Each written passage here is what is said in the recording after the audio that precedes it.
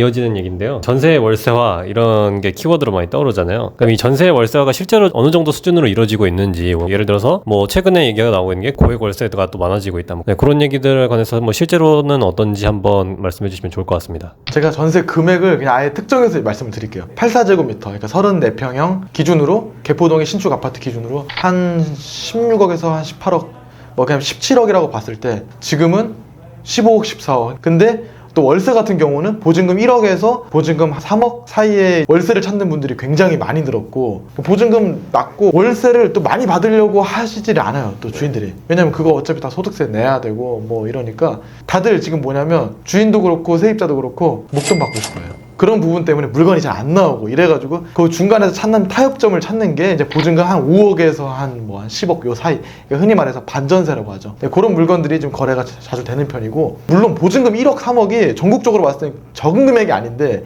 강남을 한정했을 때는 이 정도는 보증금 되게 낮은 금액이다 이렇게 흔히들 얘기를 하잖아요. 근데 그런 금액대는 물건이 귀하고 나왔다 하면 거래가 바로 소진되는 게 지금 현재 현실이다. 그 정도 고액 월세를 감당을 할 수 있나 싶은데도 그걸 감당하고도 들어가려고 하시는 분들이 대부분이고, 전세 같은 경우는 특히 반전세인데도 전세에 가깝게 보증금이 점점 높다든지 뭐 그런 물건들은 잘 안 나가고 있어요, 현재는. 그래서 전세의 월세화가 굉장히 많이 이루어진 느낌이 있고, 그 안에서도 보증금이 낮은 고액 월세인 분들이 굉장히 거래량이 늘었다. 그리고 물건도 또 귀하다. 제가 최근에 그 브라이튼 M40 케이스에서도 얘기를 했었는데, 그러니까 브라이튼 M40라고 하는 이제 민간임대주택은 반전세 형태인데, 이 최종 소비자 임차인들 중에는 뭐 1억에 7, 800 이런 거를 선호하는 또 임차인들이 있는 거예요. 결국에 그래서 전대라는 형태로 또 이루어졌는데, 이제 그걸 봐도 돈이 많은데도 보증금 적게 넣고 월세 많이 내는 이런 거를 선호하는 분들이 또 많이 있고, 코로나 시작되고 나서 주식하고 막 코인하고 이런 분들이 이렇게 얻으러 오면은, 그러니까 누군가는 뭐 강남 대로변에 이런 오피스텔 같은데 고액 월세 가고, 누군가는 또 그냥 강남역에 그 독수리 오영제 그런데 월세가 비슷했거든요 그때.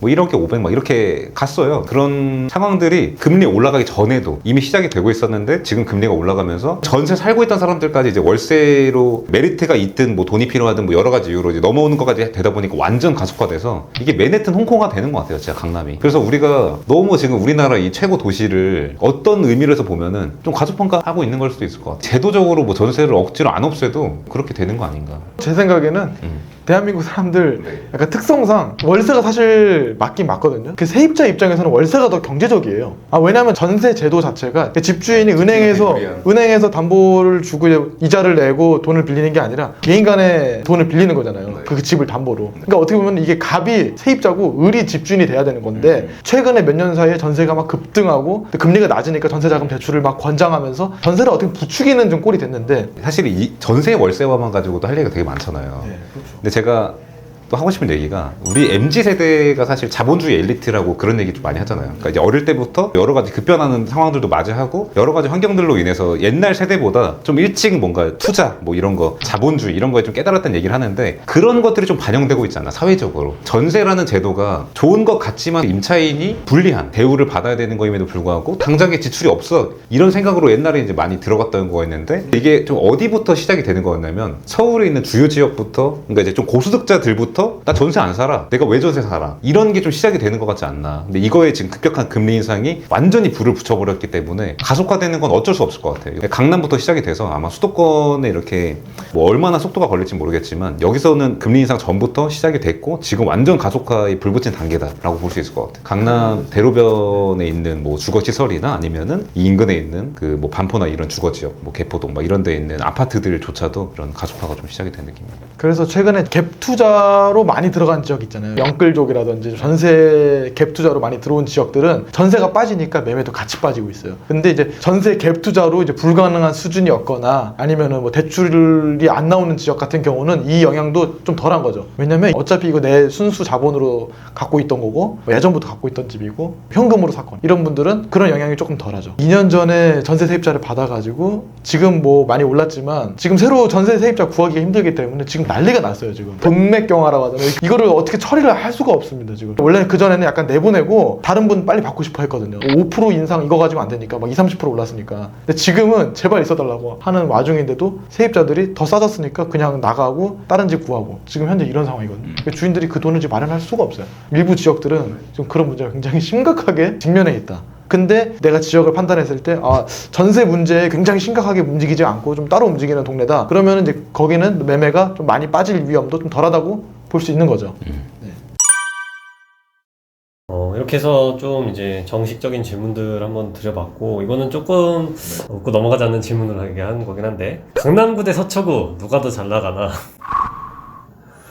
한번 그냥 이게 지금 또 이제 서초구 공인중개사로 또 출연을 많이 하셨으니까. 저는 강남 서초는 비슷한 결로 움직인다고 보고요. 근데 강남이 확실히 더 비싼 지역이죠. 집값만 봤을 때. 그러니까 사실은 뭐 사람들이 집값, 뭐 건물값을 보는데 사실은 건물 가격은 큰 의미가 없고요. 사실 집값, 땅 가격을 봐야 되는데 땅 가격만 봤을 때는 서초구보다 강남이 압도적으로 높은 건 사실이고요. 강남이 앞으로도 더 대세가 될 것 같느냐라고 했을 때는 뭐 물론 그게 맞는 것 같은데, 서초는 지금 막 개발하는 지역들이 많기 때문에 반포, 뭐 잠원동, 방배동 뭐 다 정말 다 리뉴얼 중이거든요. 그래서 개발 가능성을 봤을 때는 저는 서초동이 뭐 강남에 정말 준하는, 서초도 정말 만만치 않은 지역이 될 것 같다, 그런 생각은 있지만 아무래도 집가가 강남을 따라잡기는 어려울 것 같아요. 접근성도 그렇고. 어떻게 생각하세요?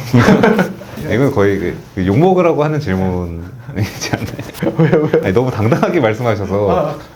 아니, 서초구 공인중개사 그런 관점 말고, 그러면 주거 지역의 관점으로 보면 지금 사실 반포 완전 날아가는데, 주거 지역으로 보면은 서초, 지역으로 사실 강남 이렇게 나누기도 어려워요. 위라고. 반포 여기를 반포는 서초입니다, 압구정은 강남입니다 이렇게 나누기도 그런 게 그냥 그들이에요. 한강 그 이남에 있는 그 지역은 뭐 사실 그냥 딱 떼놓고 반포다, 잠원이다 이렇게 봐야지 뭐 서초입니다 이렇게 보기에는 사실 어려워요. 그냥 거의 강남이죠. 신세계 강남점이 반포에 있는데 그거를 갖다가 거긴 서초점입니다 이렇게 하지 않는 것처럼 그 나누기가 어렵습니다 사실. 저는 중립적으로 그냥 강남구, 서초구 이렇게 평균을 따져서 봤을 때는 강남이 아직까지 위인 것도 맞고, 그 다음에 서초가 개발될 곳이 많기 때문에 따라갈 것도 맞고, 또 강남도 가만히 있는 건 아니잖아요. 또 강남도 개발할 지역도 있기 때문에 지금은 잘 없습니다만 또 향후 미래를 보면 또 둘이 같이 계속 이제 올라가겠죠, 평균적으로 봤을 때. 그렇죠.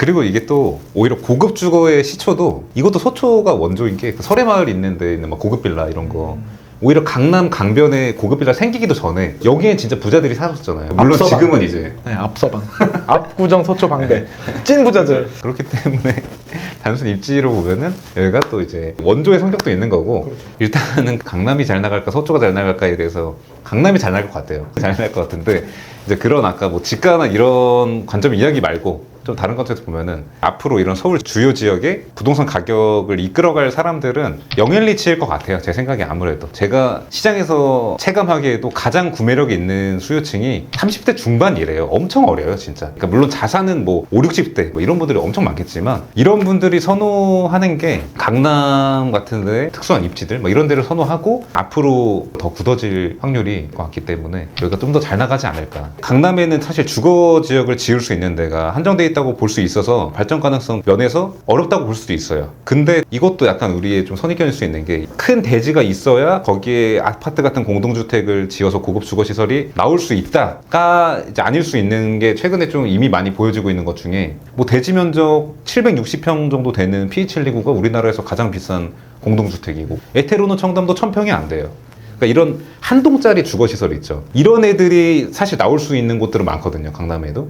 그러니까 예를 들면 기존에 뭐 오피스 빌딩 있던 거, 뭐 사옥 있던 거 부수고 뭐 지어 들을 수도 있고, 이렇기 때문에 그런 관점에서 보면은 아직 뭔가 더 포텐이 더 있다. 단순 입지의 관점에서 보면 강남 서초가 거의 비교 불가능할 정도로 비슷하겠죠. 근데 앞으로 좀 이렇게 중장기적으로 트렌드가 어떻게 갈까, 이런 관점에서 보면은 그렇지 않을까. 예전에는 전통적인 주거지역입니다, 여기는 상업지역입니다. 근데 그 경계가 약간 허물어지고, 또 이런 게 또 시사하는 바가 있는 게, 강남은 그래도 상업지역의 비율이 높습니다, 서초보다는. 네네. 서초는 전통적으로 주거지역이 좀 많고, 강남은 좀 상업시설이 많은데, 그렇죠. 이제 뭐 상업지역에서 이제 거주하는 분들도 꽤 많이 늘어나고, 예전에야 뭐 프라이빗하고 조용한 동네를 선호했죠. 무조건 주거 그렇죠. 지역 이런 느낌이었는데, 지금은 또 트렌드가 바뀌고 있기 때문에 그런 한 동짜리 주상복합이 늘어나기도 하고, 사실 뭐 옛날 부자들이 보면은 어수선한데 저렇게 어떻게 살아, 저게 집이야 건물이지 뭐 이렇게 생각하잖아요. 근데 그런 게 많이 바뀌면서 강남도 가만히 있지는 않을 거다. 네. 주거만 봐도. 네. 그렇습니다. 요 주제도 사실 할 얘기가 많을 것 같아요. 다음에 또 이어서 이야기를 해봐도 좋을 것 같네. 네, 그래서 이렇게 해서 한번 이제 강남권에서 활동하시는 공인중개사 두 분을 모시고 한번 오늘 강남 전체적인 부동산 시장들에 관해서 말씀을 나눠봤는데 오늘 한번 이제 저희 한 번씩 소감 한번 들어봐도 될까요? 초특급 게스트부터. 아, 아니, 요즘 어떻게 좀 지내셨는지. 요즘이요? 요즘 사실 부동산 시장이 개발이라든지 중개라든지 어려운 건 사실이지만 그 와중에도 잘 버티고 일 열심히 하다 보면 또 부동산 시장이라는 게 사이클이 다 있잖아요. 근데 그 매도자분들도 좀 이런 시세나 시장을 좀 지켜보시면서 좀 공부할 수 있는 시간을 많이 가지셨으면 좋겠어요. 그런 걸 좀 눈여겨보시고 뭐 하락장이라고 해서 그냥 뭐 내던지고 부동산에 관심 끄고 그러지 마시고 좀 많이 지켜보시면서 뉴스도 많이 보시고 저는 그래서 좋은 얘기 많이 들려드릴 예정이고 또 박태양 대표님도 그런 얘기 많이 해주시니까 좀 잘 들으셨으면 좋겠습니다. 네. 그래서 요즘 유튜브 열심히 찍고 있다고 저는 이제 그걸 의도한 건데. 요새 유튜브 많이 찍고 있어요. 저도 최근에 느끼는 게 저는 또 좀 상대적으로 젊은 분들을 좀 많이 만나요. 젊은 남자분들이 사실은 좀 활발합니다. 이런 부동산 관련된 이런 것들에서. 근데 이런 분들을 보면은 그러니까 물론 진짜 뭐 아주 자산가 이런 분들도 있지만 대부분은 이제 고소득자 막 이런 분들 있죠. 최근에 소득이 많아진 분들, 뭐 젊은 원장님 막 이런 분들 같은 경우에는 사실 시간을 좀 번 것 같아요. 이분의 소득이 줄진 않았거든요. 부동산이 하락한다 그래서. 그러니까 이분은 소득이 계속 있는데 사실 그 전에는 이제 못 따라갈 수도 있었던 거죠. 예를 들어서 작년, 재작년 같이 계속 올라갔으면은 이런 분들은 조금 기운이 빠졌을 수도 있어요. 오히려 난 못 샀는데 주택 가격이 너무 올라가니까. 왜냐면 이분들이 소득이 많은 거지 강남에 아파트를 딱 살 수 있는 상황은 아니니까. 대출도 안 나오지 막 이런 상황이었는데 지금은 뭔가 이게 그 전보다 좀 편해하더라고요. 그러니까 역설적이게도 아예 막 대대적으로 사업을 하는 분이었거나 이런 분들이면 금리가 올라가고 이런 거에 막 이럴 수 있겠지만 그냥 고소득자 젊은 30대 남자 막 이런 분들 같은 경우에는 그래서 이럴 때 뭔가 방금 말씀하신 것처럼 공부하고 준비하고 이러면은 더 좋은 기회가 올 수 있지 않을까. 특히 뭐 개포 같은데 들어온 아파트들도 입지가 워낙 좋고 이미지도 완전 달라져 버려가지고 개포동이 강남에 이제 신축 아파트를 구입할 수 있는 기회가 그 전에 비해서 월등히 좀 많아진 느낌. 시간도 벌었고 가격적으로도 좀 메리트 있는 가격으로 올 수도 있지 않을까 하는 이런 기대가 좀 있는 상황이니까. 거기다가 플러스로 추가적으로 네. 또 정부의 어떤 세제 혜택이라든지 좀 취득세나 양도세 좀 완화를 해주면 그분들은 좀 벼르고 있다가 매수 타이밍이 나오면 물론 무리해서 투자를 하라는 얘기가 아니라 본인이 실거주 의사가 있고 어차피 주택을 하나 가져야 되는 거니까 그분들은 분명히 지금 좋은 타이밍이 될 수 있을 것 같아요. 그분들 입장에서. 그렇죠. 그리고 이게 아까도 개포도 입주 물량 얘기하면서 잠깐 얘기를 했던 거지만 당장 뭐 내년 내후년에는 개포동의 입주 물량이 많으니까 그런 걸로 인해서 뭔가 더 회의적인 전망이 나올 수도 있고 또 그런 게 맞는데 왜냐면 물량 앞에 장사 없는 게 첫 번째로 맞으니까. 근데 그 이후에는 중장기적으로 이제 공급이 거의 끊기는 게 또 이것도 기정사실이라서 오히려 그 전에 좀 투자 경험이 많은 자산가들이 이런 걸 아까 그 호재 대표님 말씀해 주신 것처럼 또 째려보고 있다는 거죠. 물론 지금 당장 살려고 하는 건 아니지만 그러니까 이 이후에는 이제 이런 공급이 많이 나오기가 어려우니까 한마디로 돈 있는 분들은 좀 기회를 엿보고 있다. 기회를 엿보고 있는 이런 사람들도 있다는 거를 좀 알면 좋을 것 같아요. 지금 하락이 되니까 막 신난다고 막 이제 막 요즘 그런 댓글 많아요, 진짜. 뭐 유튜브나 네이버 뉴스 같은 데 보면은 이제 신난다고 이제 하락이다 막 이렇게 되는데 그런 거는 좀 생산적이지 않을 수 있겠죠, 아무래도. 금매니까 집 갖고 있는 사람들 다 이제 큰일 났겠네, 다 힘들겠네 하지만 한 절반 정도는 그냥 관련이 없어요. 왜 내가 눌러 앉아 살고 있는데 급락이 되든 뭐 오히려 떨어졌으면 좋겠다고 생각을 하세요. 소유주분들도 종부세 이거 부담돼 죽겠는데 이거 공시지가 더 내려가지고 이거 좀 집값 좀 더 떨어졌으면 좋겠다 이렇게 생각하시면서 굉장히 여유가 있는 분들도 많고 그 다음에 매수인들 중에서도 집값 떨어지니까 집 살 타이밍 보는 사람도 많지만 정말 바닥을 찍고 안 살 사람들은 절대 안 사거든요. 그러니까 뭐 매도인들 중에서도 매수인들 중에서도 집 아예 안 사거나 집 아예 안 팔거나 이런 사람들도 있기 때문에 그렇게 생각한 것만큼 막 힘들거나 그러지 않은 분들도 많다. 그래서 이게 어차피 우리가 그 예측 불가능한 경제 위기를 맞추려고 하지 말고 지금이 어쨌든 가격이 빠지고 있고 주춤한 상황이니까 이런 거를 아까 제가 말씀드린 그런 뭐 젊은 고소득자 이런 분들처럼 뭔가 그 서치하고 다니고 또 내 원래 본업하면서 소득 높이고 이러면서 좀 기회로 삼으려고 하는 게 조금 건전하고 생산적이지 않을까. 중장기적으로 볼 때 이런 분들이 잘 돼 있지 않을까 이런 생각이 들어요. 지금 물론 지금 당장이라도 부동산 시장 망할 것 같은 막 그런 분위기가 팽배하지만 결국엔 이런 분들이 향후 예를 들면 뭐 5년 뒤, 10년 뒤에는 좋은 결과를 보고 있지 않을까라는 좀 확신이 듭니다. 그런 메시지를 좀 전달해드리고 싶었고 특히 또 제 영상을 또 그 좀 젊은 분들이 많이 최근에 보시더라고요.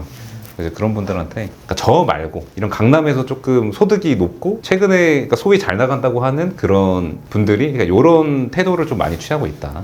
그러니까 요 정도 말씀드리겠습니다. 다음에 또 기획 영상 해서 초특급 게스트 모시고 PD님이 또 기획해 주시겠죠. 네.